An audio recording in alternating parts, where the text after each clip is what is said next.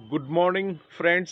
In fact ये Indian cricket fans के लिए तो गुड मॉर्निंग है ही नहीं, बैड मॉर्निंग हम कह सकते हैं, क्योंकि सिडनी में तीसरे दिन ही ये मैच आज खत्म हुआ और ऑस्ट्रेलिया ने 10 साल बाद बॉर्डर गावस्कर ट्रॉफी पे अपना कब्जा जमा लिया है। और हमारे इंडियन टीम ये बॉर्डर गावस्कर ट्रॉफी 3-1 से हार चुकी है। डब्ल्यूटीसी से तो हम पहले ही बाहर हो चुके थे और बॉर्डर गावस्कर ट्रॉफी भी हमने आज गंवा दिया है।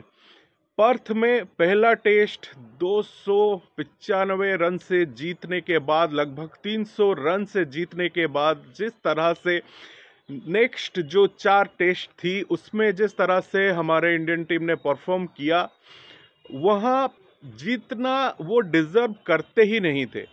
जिस तरह से डाउनवर्ड हमारी परफॉर्मेंस टीम की गई है, वो डिजर्व नहीं करते थे किसी में जीतना। 3-1 नहीं, ये 4-1 भी हो सकता था। थैंक्स टू गॉड कि बारिश ने मेलबोर्न में हमें बचा लिया, लेकिन वो मैच भी हम हारने वाले थे। और जो परफॉर्मेंस हमारे सीनियर बैट्समैन की रही, हम क्या ये बॉर्डर गावस्कर ट्रॉफी सिर्फ और सिर्फ बुमराह के भरोसे गए थे? अगर हम बुमराह के भरोसे गए थे, जो भी हुआ है, जो भी रिजल्ट इस बॉर्डर गावस्कर ट्रॉफी का निकला है, बिल्कुल ठीक निकला है। क्योंकि कल जब बुमराह इंजर्ड हो गए थे, तब उस तरह से ये चल रहा था, सभी एक्सपर्ट्स ये बात कर रहे थे कि अगर बुमराह नहीं है, सुनील गावस्कर ने ये बात किया था कल कि अगर बुमराह नहीं है तो शायद 250 अगर इंडिया टारगेट दे, तब भी ऑस्ट्रेलिया आराम से इस मैच को जीत सकती है। और भाई हमारे जो आज के बैट्समैन, आज जो जिस तरह से बैटिंग हुई, सिर्फ कल 141 पे ये खत्म हुआ था और आज 157 पे सारी 4 विकेट गिर गई। आप अगर ऑस्ट्रेलिया की जो लोअर ऑर्डर की बैटिंग देखेंगे, वो कम से कम 100 रन तो जोड़ ही देते हैं, लेकिन हमारी हमारी एक ये पॉलिसी इस बार रही थी कि 8 नंबर तक हम बैट्समैन रखे हुए थे। क्यों रखे हुए थे? क्योंकि जो स्पेशलिस्ट बैट्समैन, टॉप ऑर्डर के बैट्समैन हैं, उनके ऊपर हमारे मैनेजमेंट को एक भी परसेंट का भरोसा नहीं था। इसलिए 8 नंबर तक हमने बैट्समैन रखा टीम में। और इसके चलते जो बॉलिंग डिपार्टमेंट है, सिर्फ और सिर्फ बुमराह के ऊपर डिपेंडेंट रह गई। बुमराह नहीं चले, बुमराह चलेंगे तो विकेट निकलेगा, बुमराह नहीं चलेंगे तो कुछ नहीं हो सकता। क्योंकि आज वो देखने मिला कि बुमराह नहीं थे, 3 ओवर में 35 रन ठोक दिए थे उस कॉन्स्टास ने। उस 19 साल का जो लड़का आया है, उसने 35 रन ठोका था आज 3 ओवर में। तो इसके चलते इतना खराब अगर परफॉर्मेंस हम देंगे तो हम डिजर्व ही नहीं करते बॉर्डर, ना ही बॉर्डर गावस्कर ट्रॉफी डिजर्व करते हैं, ना ही हम डब्ल्यूटीसी जाने का सपना हमें देखना भी चाहिए। टोटल बॉर्डर गावस्कर ट्रॉफी में इंडिया की तरफ से सिर्फ एक ही प्लेयर खेल रहा था, वो था जसप्रीत बुमराह। बहुत सारे रिकॉर्ड्स उन्होंने इस बॉर्डर गावस्कर ट्रॉफी में बनाया। 32 विकेट लिए, और एक सीरीज में 32 विकेट लेना बहुत बड़ा एक कारनामा होता है, जिसके चलते जो मैन ऑफ द सीरीज का खिताब जसप्रीत बुमराह ने जीता। लेकिन अनफॉर्चुनेटली वो हारने वाले टीम के हैं। इंडिया ये सीरीज बहुत ही बुरी तरह से हारा। अगर टीम की सभी हम जो एग्जीक्यूशन की बात करें तो पोर पॉलिसी, पोर एग्जीक्यूशन, सीनियर प्रो जो हैं वो रन नहीं बना रहे हैं। अगर इस टोटल सीरीज में हम रन की बात करेंगे तो पहली बार खेल रहे यशस्वी जायसवाल और नीतीश रेड्डी, ये दोनों ही इस सीरीज के इंडिया के लिए हाईएस्ट स्कोरर है।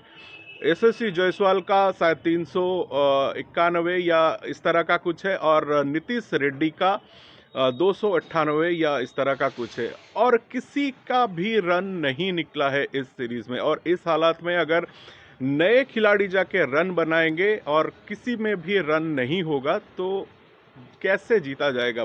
ऑस्ट्रेलिया ऐसा देश है कि आपको वो छोड़ेगा ही नहीं। अगर एक क्यूमुलेटिव परफॉर्मेंस आपका नहीं होगा तो ऑस्ट्रेलिया आपको छोड़ेगा नहीं।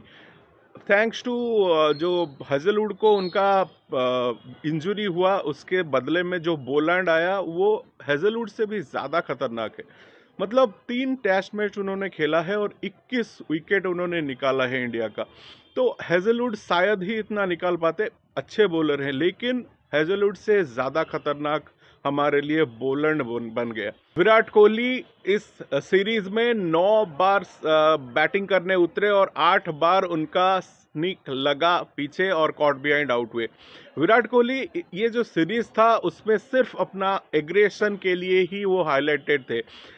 फेक एग्रेशन दिखाना जिसका कोई ज़रूरत नहीं, ये एग्रेशन अगर विराट कोहली के बैट से निकलता, रन्स निकलते, तो शायद ये जो रिजल्ट है वो कुछ अलग हो सकता था। लेकिन विराट कोहली का 2024 या फिर कहें तो जैसे इरफान पठान बोल रहे थे कि 2020 के बाद विराट कोहली के बैट से ऐसे रन्स नहीं निकले हैं जिसके चलते टीम को वो मैच जीतने में कोई ज़रूरत थी।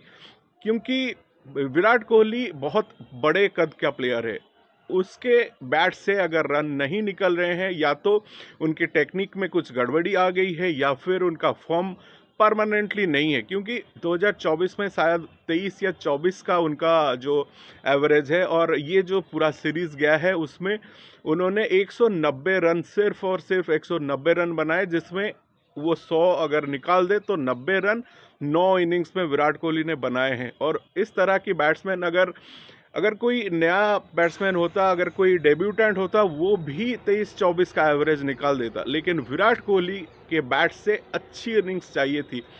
4 नंबर पे वो बैटिंग करते हैं, तो एक इनिंग्स बिल्ड करने का जो रिस्पॉन्सिबिलिटी है वो एक्सपीरियंस्ड कंधे पे होता है। लेकिन विराट कोहली ने सिर्फ ये सीरीज में आने और जाने का काम किया, स्टेडियम में उतरे और फिर आ गए, कोई रन नहीं, कोई वही जो 4th और 5th स्टंप का उनका जो वीकनेस था वो बार बार एक्सप्लॉइट होता था।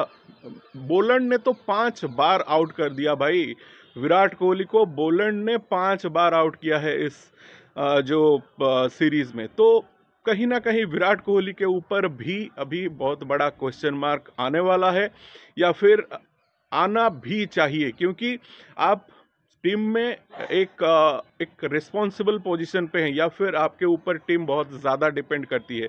और उस जो सिचुएशन में आप अगर इस तरह से परफॉर्मेंस देंगे तो कहीं ना कहीं आपके ऊपर सवाल उठेगा, या फिर आप खुद को ठीक कीजिए। क्योंकि रोहित शर्मा को इस टेस्ट में खिलाया नहीं गया या फिर वो खुद नहीं खेले। लेकिन क्या हुआ, जो फाइनल जो रिजल्ट था उसमें कोई चेंज नहीं हुआ और टीम इंडिया की बैट्समैन उसी तरह से खेले। इनफैक्ट कहें तो केएल राहुल भी इस जो सिडनी का टेस्ट था उसमें वो फेल रहे, जायसवाल फेल रहे, शुभमन गिल जो रोहित शर्मा की जो खेल रहे थे रोहित शर्मा की जगह पे, उन्होंने भी ये खराब खेला। तो ओवरऑल एक कह सकते हैं कि टीम का खराब खेलना, पर्सनल प्लेयर की तो वो खराब खेलते हैं, लेकिन पूरा का पूरा टीम जो है इस सीरीज में खराब खेला, इस सिडनी टेस्ट में खराब खेला।